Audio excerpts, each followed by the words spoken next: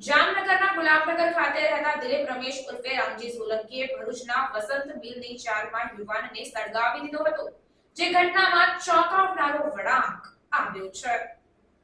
જામનગરના ગુલાબનગર ખાતે રહેતા દિલીપ રમેશ ઉર્ફે રામજી સોલંકીએ ભરૂચના વસંત મિલની ચાલમાં યુવાનને સળગાવી દીધો હતો, જે ઘટનામાં ચોંકાવનારો વળાંક આવ્યો છે।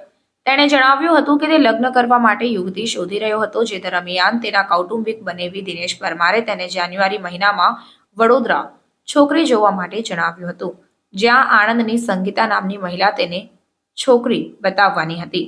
સંગીતા તેને ભરૂચ લઈ આવી હતી। સંગીતા ભરૂચના જૂનીવાડી ખાતે એક મકાનમાં લઈ ગઈ, જ્યાં 3 મહિલા હતી, જેમાં લગ્ન માટેની યુવતીનું નામ કંચન ઉર્ફે ભાવના પરમાર હોવાનું જણાવ્યું હતું, જ્યારે અન્ય 2 મહિલાઓ પૈકી એક શીલા, જે કંચનની ફૂઈ, અને અન્ય સ્ત્રી શિલ્પા તેની મોટી બહેન હોવાનું જણાવ્યું હતું।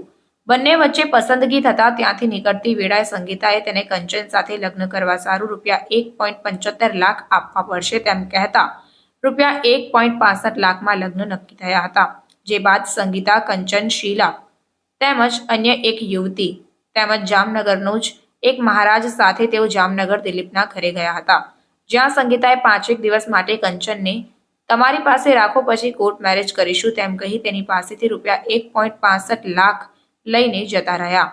સંગીતા તેના ઘરે આવતા તે કંચનને લઈને પરત આવી ગઈ હતી। તેણે આખરે બી ડિવિઝન પોલીસમાં સંગીતા, કંચન ઉર્ફે ભાવના પરમાર, શીલા ફોઈ, શિલ્પા મોટી બહેન તેમજ મહારાજ વિરુદ્ધ ફરિયાદ નોંધાવી છે।